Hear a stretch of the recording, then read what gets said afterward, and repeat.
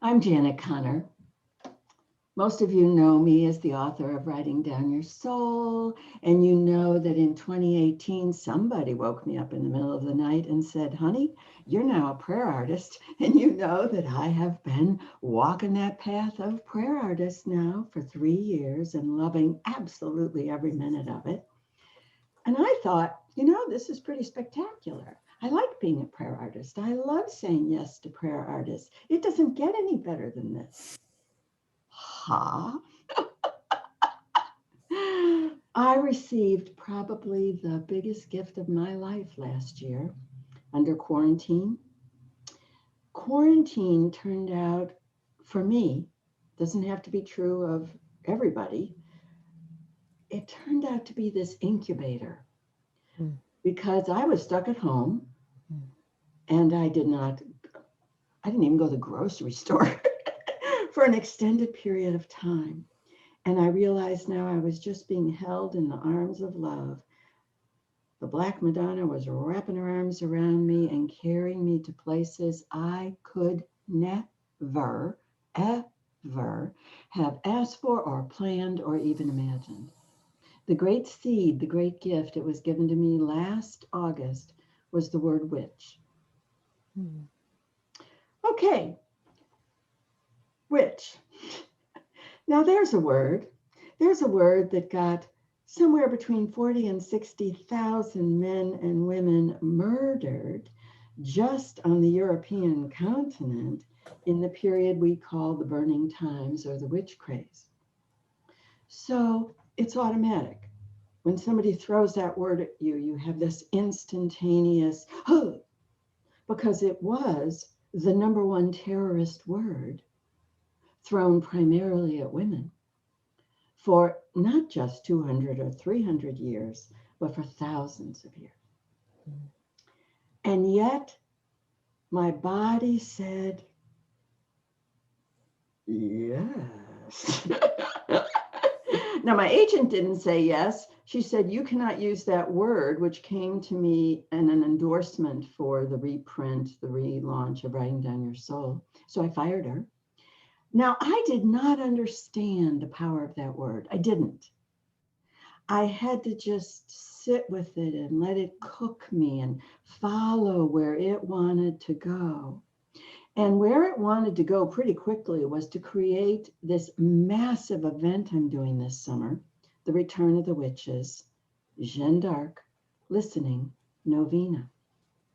Now, it didn't have that full name. I knew it was called the Return of the Witches.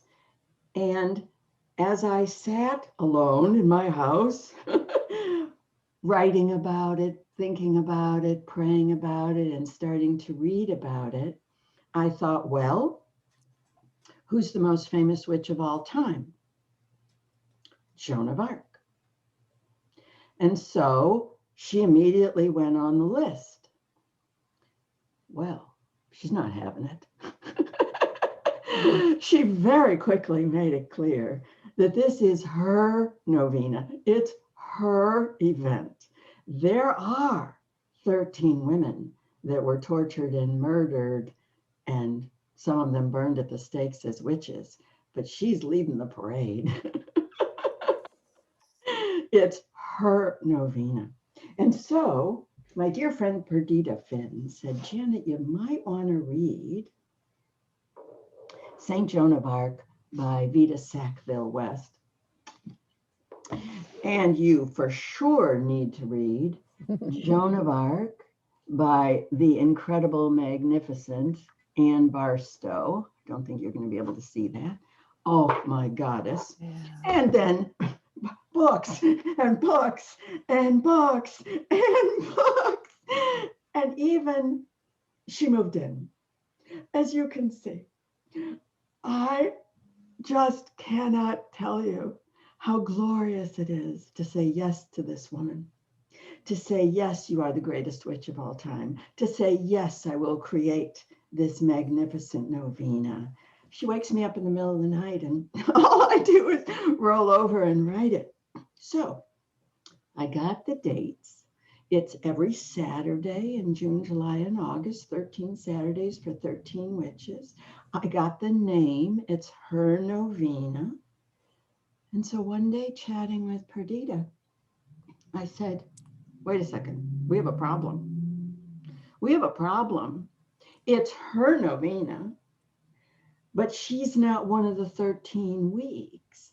We need to give her so much more than that.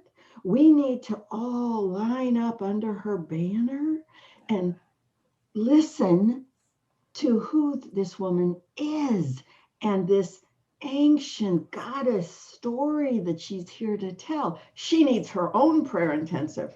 So even though my calendar was completely full, she does not care. She said, I need 3 days, 3 Sundays. And the only time Perdita and I could do it were the last 3 Sundays in May, May 16th, May 23rd, and we'd end on May 30th. And we're going to meet at 2 o'clock in the afternoon Eastern, so all our friends in Europe can be with us live. It's a time that works best for the most people on the globe. It's only a difficult time for the Pacific Rim. And Perdita looks at me on Zoom and says, Janet, do you know what May 30th is? It's the anniversary of Jeanne's murder. Joan of Arc was murdered by the church, by England, by France on May 30th, 1431. Now, what are the chances that the only time we could conclude her prayer intensive, the first and ever and only prayer intensive under her banner, and it ends on her day? And so Perdita and I put this in front of you. Come under Joan of Arc's incredible banner. So, Perdita, what are we going to do? Well, Janet, that was an incredible introduction. And I love sharing the love of our beloved Joan, and finding her banner, the banner she carried into battle, the youngest general in human history, the youngest successful general, a 17-year-old girl who didn't even know how to ride a horse when she showed up at the King of France. It said Jesu Maria on it. Jesu Maria. And that was the rallying cry of the Cathars. And I'm just going to put that out there for people who knows what that might mean, because inside of Joan of Arc are a lot of mysteries. A lot has been hidden.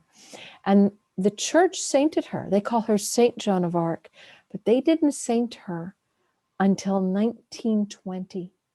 For 600 years, they tried to suppress the memory. And the fact is, the church killed her. She's the only, quote, saint the church actually killed. And there's a lot of reason they did. And when they sainted her, they were trying to hide the truth about her. And we are going to, in this adventure together, going to look at the mysteries that the church tried to hide from us about who Joan really is, because she's way more than a saint. Call her a saint if you want, but she's bigger than a saint. And Wilder, Ann Barstow says, shaman, mystic, heretic. And even that is too big, not big enough for who Joan is. Why is she called Joan of Arc? She's not from Arc. She's from Domremy. And her parents had different last names. Why was she called Joan of the Arc? Well, we're going to go Ark of the Covenant and the Grail, and it's all hiding there in plain sight. And what we're going to do for these 3 days is we're going to look at, in the traditional rosary, there are 15 mysteries about the life of Mary. But if you take those in Joan's life and put them up against each other, you find 15 mysteries about Joan's life.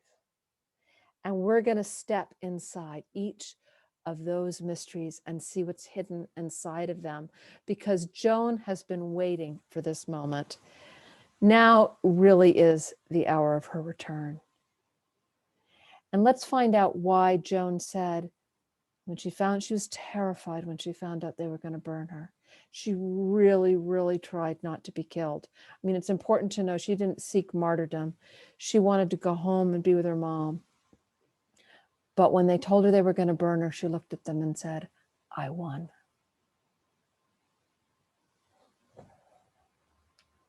And we will talk about what she won and how.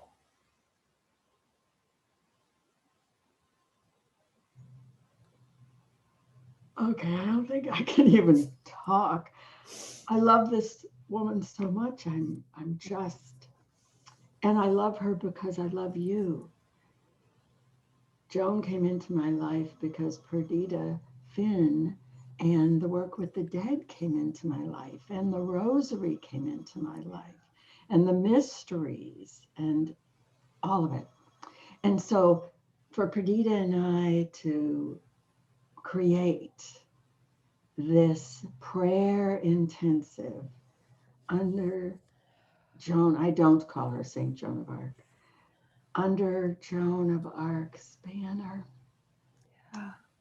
The mysteries of her sword, the mysteries of where she came from, how she lived, her relationship to the Black Madonna, who was Catherine. There's just layer after layer. She has the most magnificent story, and that's why there are thousands of books, hundreds of movies. I mean, right? Everybody wants to know, who is this woman? And this is going to be a very sacred 3 Sundays. We're gonna find things that you don't find in any of those books, because it takes putting some puzzle pieces together. A lot of work has been done by the church, Janet, to hide who she was, just how big. You know, how does the church respond when Ma Kali shows up in the flesh? Not well. Not well, or so Not like that. well. But you know, the women recognized her then. They used to come out and bring their stillborn babies for her to revive. One of the wives of her executioners killed him after he killed her. And I am so excited for a new army of women to come and stand with Joan. Oh, I'm signing up for that army. Oh, I mean, we may be crying a lot. That's the only thing. Except she's also very funny. And may we give Joan her sense of humor back. She was very, very funny and very ribald. And there was a reason the roughest, toughest soldiers in France followed her. Was not because she was some pretty little pure saint girl, because she was wild. She was wild. Oh, yeah, I think the gift of joining Perdita and I for the 15 mysteries of Joan of Arc prayer intensive in May is that, you know what's going to happen when it's over? I think every single person in this intensive is going to realize on her anniversary that we are all called to be sacred mystic witches. We are resacralizing this magnificent word. My favorite witch, my other favorite witch. You're my favorite witch, Janet.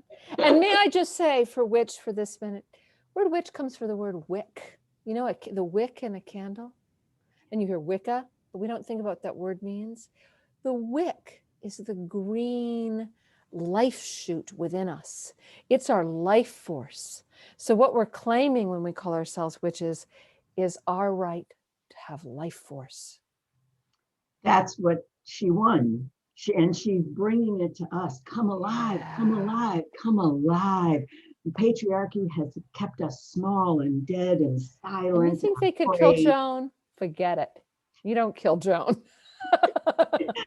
Right. She won.